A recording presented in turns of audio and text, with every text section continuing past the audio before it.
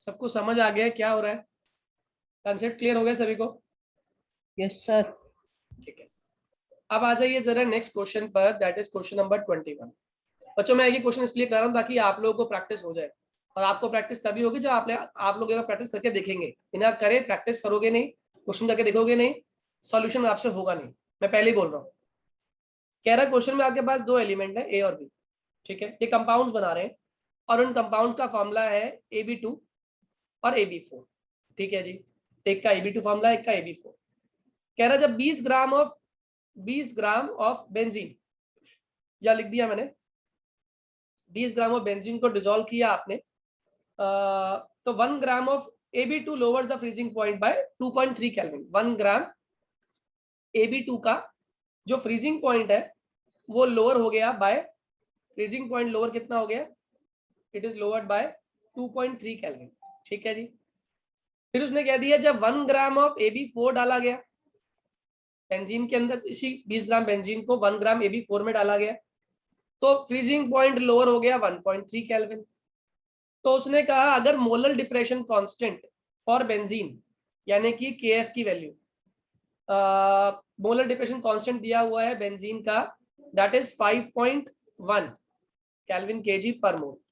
तो उसने पूछा बताओ what is the atomic mass of A and B। अच्छा क्वेश्चन है, ध्यान से समझने वाला क्वेश्चन है।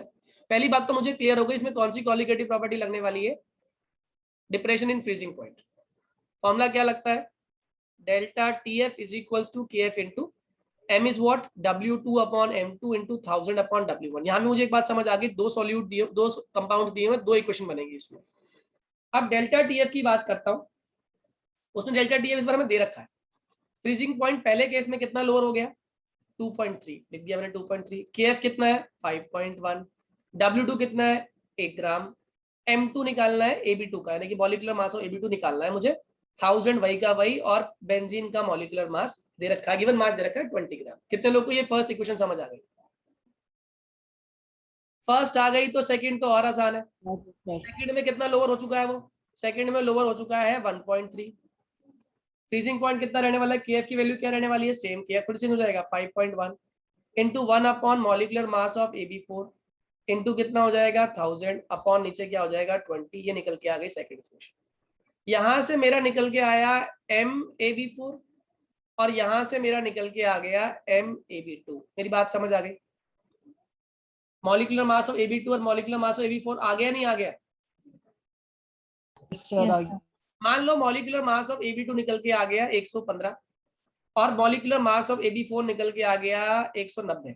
एज्यूम कर रहा हूं मैं, ठीक है ना, अप्रोक्सीमेट आप कैलकुलेट कर लेना अपने आप इसको।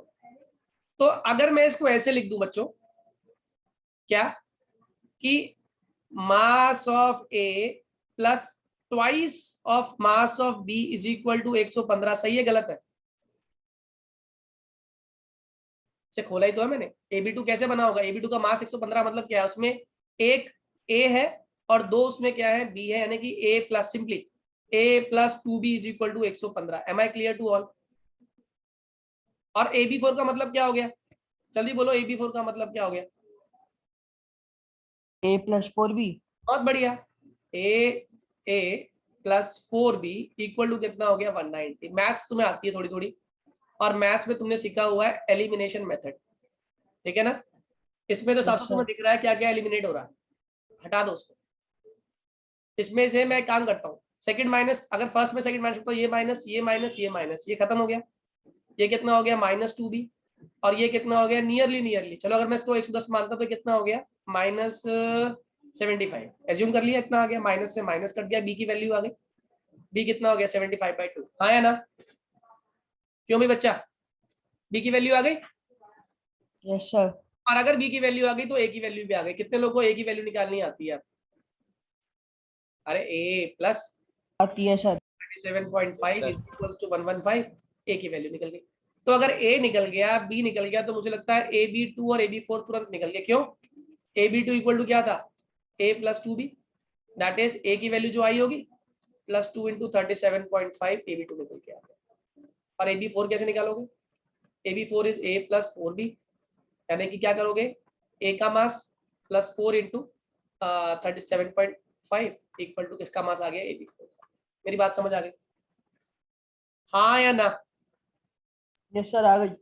सबको समझ आ गई thoroughly? Yes sir. Very good, very good. अगर ये समझ आ गया तो आइए जरा नेक्स्ट क्वेश्चन पे। अब नेक्स्ट क्वेश्चन हमारा बढ़िया क्वेश्चन है, इजी क्वेश्चन। अब थोड़ा सा इजी क्वेश्चन आ गया। वो कह रहा है एट 300 केल्विन, अब कितना केल्विन दिया हुआ है आपको टेम्परेचर? 300 केल्विन, 36 ग्राम दिया हुआ है ग्लूकोज, ओके, C6H12O6 दिया हुआ है, प्रेजेंट है 1 लीटर ऑफ सॉल्यूशन में, ओके चलो ये भी दे दिया हमें, सॉल्यूशन 1 लीटर दे रखी है, हैज ऑस्मोटिक प्रेशर यानी कि पाई की वैल्यू दे रखी है कितनी? 4.98 बार, ठीक। If osmotic pressure of solution is 1 ये पाई 1 था और ये पाई 2 था, कितना कह दिया उसने? अब पाई 2 की वैल्यू कितनी है? 1.52 बार, सेम टेम्परेचर पे, किस टेम्परेचर पे? सेम टेम्परेचर पे। कह रहा बताओ कंसंट्रेशन क्या है इस सॉल्यूशन की। इसका मतलब समझ रहे हो? पाई 1 इक्वल टू फॉर्मूला क्या होता है? पाई इज इक्वल टू क्या होता है फॉर्मूला? CRT, अरे याद है या नहीं? Pi is equal to CRT osmotic pressure का फॉर्मूला था, कॉलिगेटिव प्रॉपर्टी है हमारी, pi is equal to CRT। तो pi is equal to CRT को मैं क्या ले सकता हूँ? N/VRT। क्यों बच्चा पार्टी? सही है।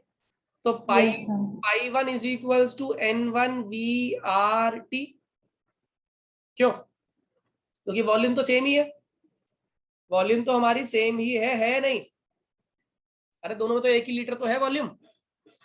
तो pi 1 is equals to N1/VRT, pi 2 is equals to N2/VRT, ठीक है। और दोनों का क्या चीज सेम है? टेम्परेचर, यानी कि इसका अगर ये T1 था और इसका अगर ये T2 था तो दोनों सेम हो गए। तो अगर मैं T1 की टर्म में निकालूं तो ये क्या बन गया? ये बन गया हमारा, ये पूरी टर्म क्या है? बेसिकली कंसंट्रेशन तो है, ये वाली पूरी टर्म क्या है? कंसंट्रेशन। तो ये C2 हो गई, ये C1 हो गई। तो pi 1 is equal to C1R/T1 और ये थी पाई 2 इज इक्वल टू C2R/T2।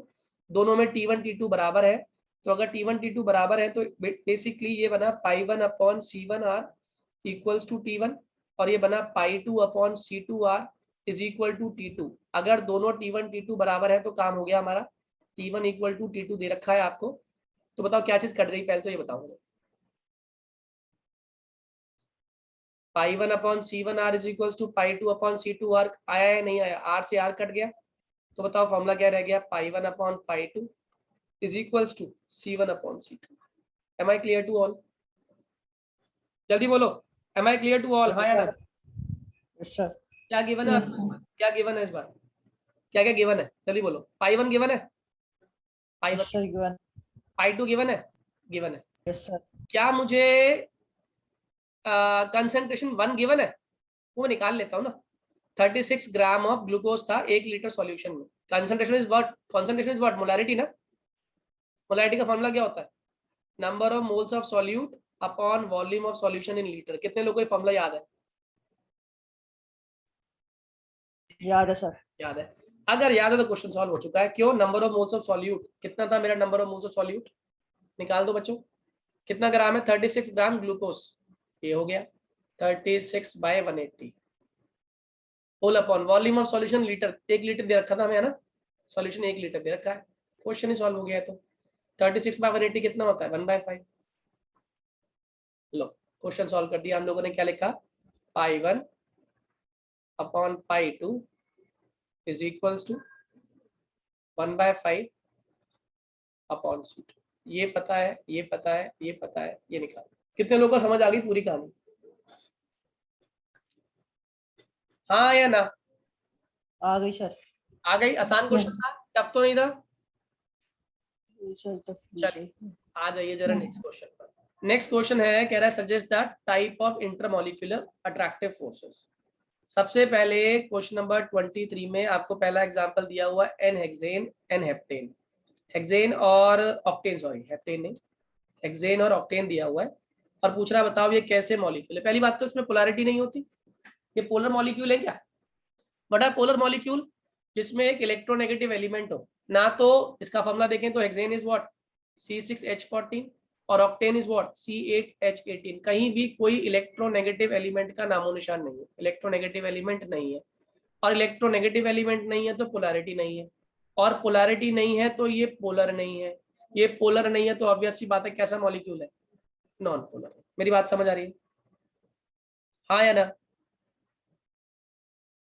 याद रहेगा? Yes, sir. तो ये एक बात आप लोग याद कर लो, पक्की कर लो अभी से, नॉन पोलर मॉलिक्यूल में, चैप्टर 1 में पढ़ा था हम लोगों ने, नॉन पोलर मॉलिक्यूल में डिस्पर्जन फोर्स पाई जाती है, लंदन फोर्स भी कहते हैं इसको, डिस्पर्जन फोर्स या फिर लंदन फोर्स।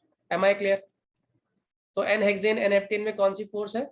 आप बोलेंगे इसके अंदर आपकी इंटरमोलिकुलर फोर्स है, कौन सी? लंदन फोर्स या डिस्पर्जन फोर्स। ऐसे ही सेकंड को सेकंड पार्ट देख लो, सेकंड पार्ट कह रहा है I2 और CCl4। I और I सिमिलर है, सिमिलर है तो ऑब्वियस सी बात है कैसा मॉलिक्यूल है, नॉन पोलर। सही है नहीं?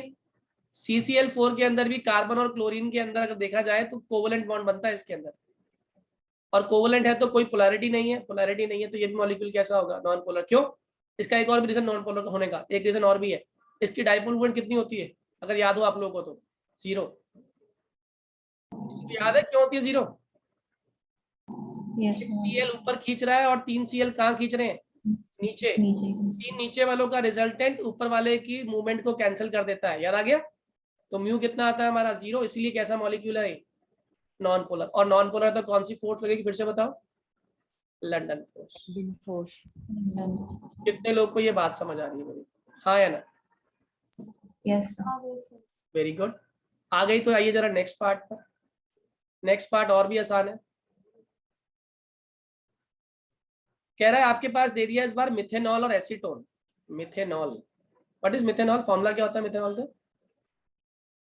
सर उससे पहले हमने एक मिस कर दिया, NaCl4 एंड वाटर। अच्छा हाँ, वो अभी कराता हूँ, कोई बात नहीं, पहले ये बता दो मिथेनॉल और acetone. What is methanol? CH3OH। और व्हाट इज एसीटोन? प्रोपेनॉन को बोलते हैं acetone, propanone is known as acetone, याद रहेगा? ठीक है। अब बताओ इसमें आपको पहली चीज क्या दिखाई दी, जो मुझे भी दिखाई दी और आपको भी दिखाई देनी चाहिए?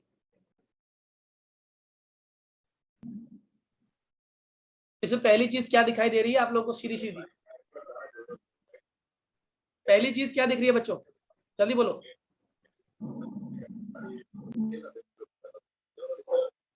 कोवलेंट बॉन्डिंग है। Double bond. Oxygen. इसमें क्या कोई इलेक्ट्रोनेगेटिव एलिमेंट आपको दिखाई दे रहा है? Yes, sir. Oxygen. ऑक्सीजन। और ऑक्सीजन है तो पक्की बात है ये बॉन्ड खींचेगा, और कैसे बॉन्ड खींचेगा आप ये भी जानते हो, ये गरीब आदमी को लूट लेगा। और गरीब आदमी कौन है? हाइड्रोजन। आप यहाँ पे देखें तो ऑक्सीजन किसको लूटने वाला है? कोई चारा नहीं है, किसको लूटेगा? गरीब आदमी को। गरीब आदमी कौन है? कार्बन। तो ऑक्सीजन पे चार्ज क्या आने वाला है? नेगेटिव, और H पर चार्ज क्या आने वाला है? पॉजिटिव। ऐसे ही O पे चार्ज क्या आने वाला है? नेगेटिव, और C पे चार्ज क्या आने वाला है? पॉजिटिव। बताओ कैसा मॉलिक्यूल है? पोलर है, नॉन पोलर है? डाइपोल मूवमेंट शो करेगा नहीं करेगा? करेगा। डाइपोल का संधि विच्छेद कर लिया करो, डाई मतलब दो, पोल मतलब चार्जेस। डाइपोल बन रहा है, पोलर मॉलिक्यूल है। पोलर मॉलिक्यूल में कौन सी इंटरेक्शन होती है? जल्दी बोलो। डाइपोल डाइपोल, एक डाइपोल दूसरे डाइपोल के साथ जुड़ रहा है, कौन सी इंटरेक्शन होगी? Dipole dipole. कितने लोगों को मेरी बात समझ आ रही है? Yes. अब तो जैसे वो बता रही थी ऐश्वर्या, बीच में हमारा एक पार्ट छूट गया, वो वाला पार्ट भी कर लेते हैं। ये बेसिकली फोर्थ पार्ट था। तो थर्ड पार्ट क्या है हमारा? कह रहा है आपके पास है NaClO4 और पानी। पानी तो बचपन से आप लोग सभी जानते हो। NaCl4 तोड़ना आता सभी को? ये तो कॉमन सेंस से बच्चा तोड़ देगा। Na+ और ClO4-, H2O तोड़ दो, H+ और OH-। तो ऑब्वियस ही बात है, वाटर तो वैसे भी एक कैसा मॉलिक्यूल है आप जानते हो? डाइपोलर मॉलिक्यूल है। पोलर मॉलिक्यूल होता है ना ये H2O, और NaCl4 एक आयनिक सॉलिड है। तो ध्यान रखना, जब मैंने आपको स्टेट्स ऑफ मैटर पढ़ाया था तो उसमें हमने डिफरेंट टाइप ऑफ इंटरेक्शन पढ़ी थी। जब एक आयन किसी डाइपोल से इंटरेक्ट करता है तो उसको बोलते हैं ion dipole interaction. Am I clear to you? हाँ या ना? Yes sir. Yes. है बेसिकली ये डाइपोल डाइपोल इंटरेक्शन, लेकिन NaClO4 टूट गया। अगर ये मॉलिक्यूल की फॉर्म में रहता, बना रहता और चार्जेस दो डेवलप कर लेता तो ये डाइपोल डाइपोल इंटरेक्शन कहलाती है, लेकिन ये NaClO4 दो पार्ट्स पे डिवाइड हो गया, Na+ और ClO4-, यानी कि अब एक आयन एक सामने वाले H2O नाम के डाइपोल से इंटरेक्ट करने वाला, इसीलिए ये इंटरेक्शन आयन डाइपोल इंटरेक्शन कहलाती है। Am I clear to you?